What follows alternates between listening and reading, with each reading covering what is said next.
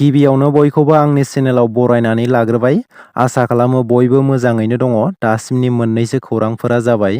फैगौ 8 जुनाव एनडिएनि सरकार दानो थांगासिनो जेडिइउ आरो टिडिपि राजखान्थि दोलोनिफ्राय माखासे गोख्रों दाबि खालामनाय जादों।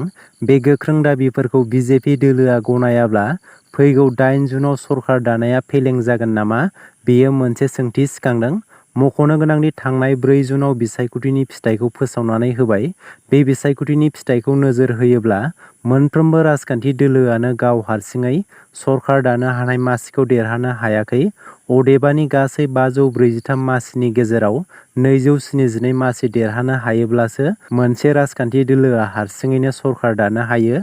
नाथाय बिजेपि दोलोआ गासै मोन 240 मासिल' आरो कंग्रेस दोलोआ मोन 99 मासिल' आरो गुबुन राजखान्थि दोलोफोराबो जोबोद खम मासि देरहानो हादों। बेनिखायनो बिजेपि दोलोआबो सरकार दानो थाखाय गुबुन राजखान्थि दोलोजों एलायन्स जानानैसो सरकार दानो हागोन। बेनिखायनो बिजेपि दोलोआबो गावसोरनि एनडिए दोलोफोरजों सावरायनाया सोलिगासिनो।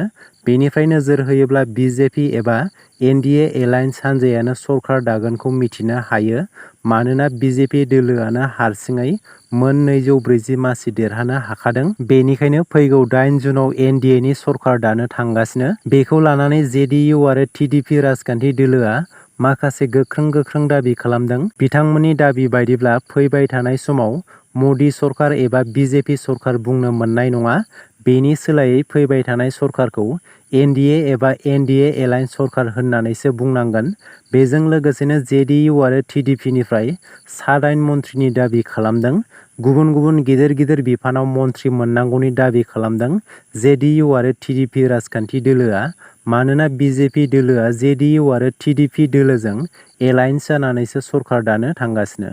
दुलाराय बर' फरायसा आफादनि गाहाय आफादगिरि दिपेन बर' बिथाङा बिसायख'थिनि फिथाइ मोनखांनायनि उनाव माखासे दाबि दैखांनायखौ फोरमायदों। दिपेन बर' बिथाङा बुंदों, 10 बोसोराव जोंहा बर' एमपि गोमादोंमोन। इरा सर्नियाया 10 बोसोर बर' अना-बर'नि राजखान्थि खालामनानै देरहालांदोंमोन। दिनै बेखौ फिदिंनानै जों बर' एमपि मोनफिननो हाबाय। बेयो बर' हारिनि थाखाय देरसिन देरहानाय। दुलाराय बर' फरायसा आफादा माहारि दानाय आरो हारिखौ रैखाथि होनायनि नोजोर बोनानै इउपिपिएल आरो एनडिएखौ मदद खालामबोदोंमोन। दुलाराय बर' फरायसा आफादा इउपिपिएल आरो एनडिएखौ मदद होनायाव गोबाङानो दुसिदों सोंखारिदों। बेवहाय जोंहा दुखु मोननांगौ गैया। दिल्लीयाव सानै एमपिआ बर' हारि दानायनि आरो बिटिआर एकर्डनि आद्रा दफाफोरखौ मावफुंनायनि थाखाय खामानि मावगोन होननानै फोथायदों। लोगोसे दुलाराय बर' फरायसा आफादा गोदान सरकारनाव केबिनेट स्टेट मिनिस्टार दाबि दैखांदों। 1 नं कक्राझार लकसभा बिसायख'थिखौ एबसुआ बर' माहारि दानायनि मोनसे बिसायख'थि हिसाबैसो नोजोर बोदोंमोन। हारि माहारि दानाय आरो हारिखौ रैखाथि होनाय हिसाबैसो जों बे बिसायख'थियाव मदद होबोदों होननानै दिपेन बर' बिथाङा बुंदों। बड'फा इउ एन ब्रह्म सुपार 50 मिसननि गेजेरजों सा 48 बिजाथिफोरा 2024 मायथाइनि निट आनजादाव उथ्रिसारनो हादों।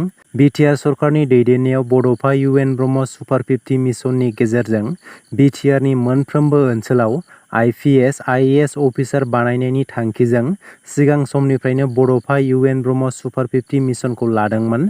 बे मिसननि गेजेरजों गोबां फरायसाफोरखौ गुवाहाटि आरो दिल्लीसिम आइपिएस, आइएएस इन्जिनियार खालामनायनि सिमां आरो मिजिंजों बेसेन होनाङाजासे फोरोंथाइ होबोगासिनो। थिग बेबायदिनो 2024 मायथाइनि निट आनजादाव बड'फा इउ एन ब्रह्म सुपार 50 मिसननि गेजेरजों सा 48 फरायसाफोरा उथ्रिसारनो हानाया गोग्गानाय लाबोनो हादों। बिटिआर सरकारनि सोलोंथाइ बिफाननि गोनांथार बिथोन।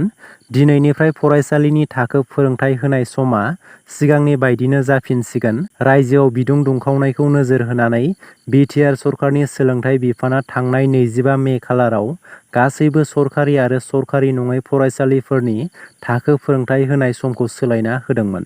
मिरु एबसुनि आफादगिरि दिपेन बर' बिथांनि दैदेननायाव मोनसे हानजाया नागालेन्ड कहिमानि जुबजायाव दावराव-दावसिनि थासारिखौ सुस्रांनानै बड'लेण्डआव अरायथा गोजोन गायसननाय आरो नागा गोजोन सावरायनायनि आथिखालाव थासारिखौ लानानै निकेतु इरालु बिथांजों सावरायलायदों। बे सावरायलायनायाव 6 सिडुल आसाम बिटिआरआव फरेस्ट रेगुलेसन एक्ट 2006 आयेननि गेजेरजों ट्राइबेलफोरनो हा मोनहोनाय आरो माहारियारि थाखोआव फरेस्ट कनजारभेसननि सायावबो गुवारै सावरायलायनाय जायो।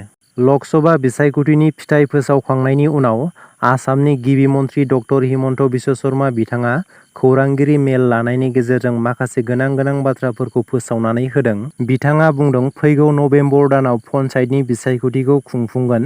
बेजों लोगोसेनो गोदानै 15 लाख सुबुंफोरनो रेशन कार्ड होनाय जागोन। दासिमनि मोननैसो गोनां खौरांफोरा बेनोमोन। गोजोन्थों।